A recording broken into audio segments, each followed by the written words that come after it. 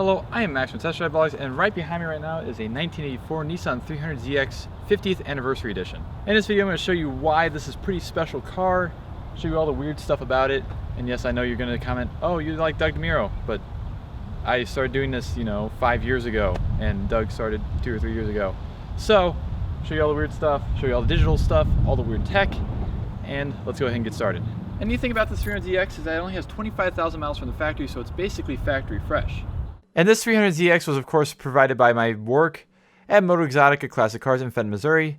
If you'd like to see more of the inventory and whatnot, be sure to check out the link in the description below. So of course the 1984 300ZX is part of the Z31 family of Zs, and it was the first Z to go away from the traditional round headlight styling of the earlier ones, such as the 280ZX. On the Z31 you actually get pop-up headlights, which of course this wouldn't be a Test Drive Vlogs video without talking about the lights. And the interesting thing about the headlights is that you can see the headlights here and there's a second light in the middle. You think that'd be a bright, but no, it is actually a fog light. And they're kind of cool to watch go up and down. And yes, this hood scoop here is functional.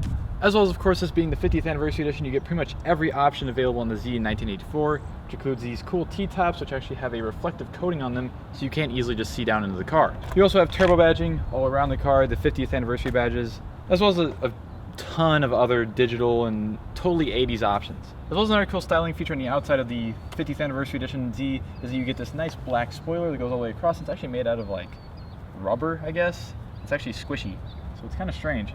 And of course rear windshield wiper, rear defrost, and all that as well.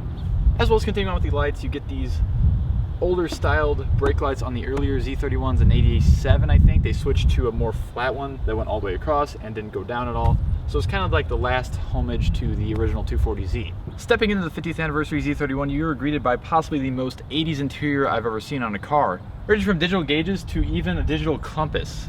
And it's not just a normal digital compass that just tells you like NE for northeast or whatever. It actually is digital, but it has arrows that point whichever way you're going. But the thing is that I think is cool with the digital gauges is you have a long tachometer, but it also goes up, and you don't really see why it goes up until you hit the throttle, which when you do, I guess it's the throttle positioning sensor. It actually goes up depending on how far you push the throttle down, and it goes from left to right depending on what your RPMs are, which I think is pretty cool. And another weird thing about cars like this, and the C4 Corvette come to mind, is that it has digital gauges, full set of digital gauges. Everything's digital, except for the odometer. It has 25,107 miles on it, and it says right there on the odometer instead of being digital. So you can see it basically any time pretty much. And it also has a distance to empty feature as well as trip. As well as, of course, the 50th anniversary edition gets you like this wood grain around the radio, you get wood grain around the shifter, you get the 50th anniversary edition floor mats even, as well as the 50th anniversary edition key, which is pretty cool. It's all gold and it has the 50th anniversary badge on it. And of course the cool 80s stuff doesn't stop there. You actually have steering wheel controls for your radio as well as cruise control. And the way this is interesting is the volume knob is pretty much the only really interesting part. Everything else works as you expect. But you have a volume knob here on the steering wheel as well as one on the radio. So you may be wondering, hey, which one does it override, or does it, some cars I've seen will actually change the dial on the radio compared to what you're doing on the steering wheel. But no, this car, you can have the volume all the way down on the steering wheel and have it all the way up on the radio, and you'll get nothing because it overrides.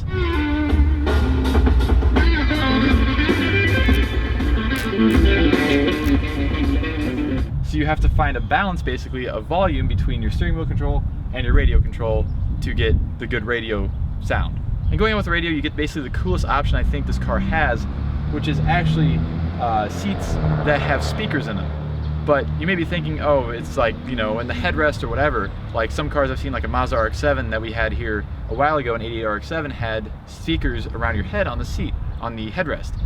But no, this car actually has like subwoofers inside the seats that shake the seats whenever you get bass, which I think is really cool. And I can't really show you how it works because it's something to feel, not really how it works or how it sounds. But it's just one of the coolest things I've seen on this car. And of course it doesn't stop there. You get, the headlight controls, and it dings at you whenever you make them go up or down. A lot of cars actually have this where it's separate from the actual headlight controls, so you don't have to have the headlights on to have the headlights up. And everything else is pretty standard on it. You have buttons for everything you can imagine, rear defrost, all that. It has digital climate control, which is something I hadn't seen in a car earlier than about 1999 before. As well as the headlights even have headlight washers, which is something I've never heard of on a pop-up headlight car. Same Mercedes, BMW, stuff like that have normal headlights. They obviously have their headlight washers to wash the headlights because they're always exposed and they get bugs on them, whatever. On this car, they're hidden mostly halfway, and it still has headlight washers, which is strange. Another neat thing about this car is in the center console here, next to your headlight washer switch, you actually get a suspension tuning setting. You have Sport, Normal, or F, and I have no clue what F means. I really actually don't know at all what it means. But it has Sport, Normal, and F. And of course, one of the coolest 80s quirks this car has, which you've probably seen in a lot of Dodge K cars and stuff like that, is the fact that it talks to you. So it'll tell me, say, a door is ajar, or if I'm running out of fuel, or something like that.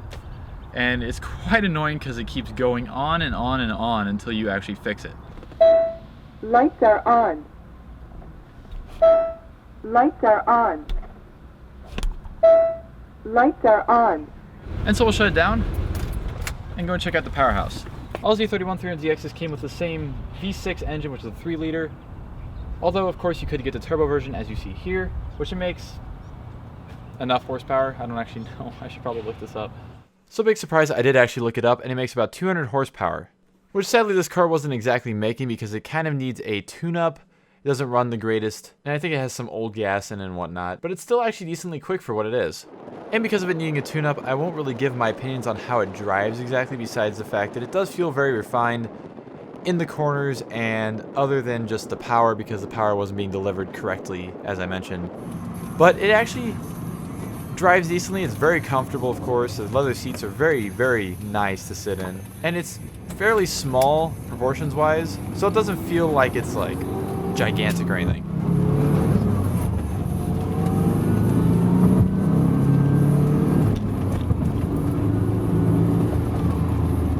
And so that's pretty much all the weird and quirky stuff I really know about the 300ZX Z31 50th Anniversary Edition. If you have anything more to add, leave it in the comment section below.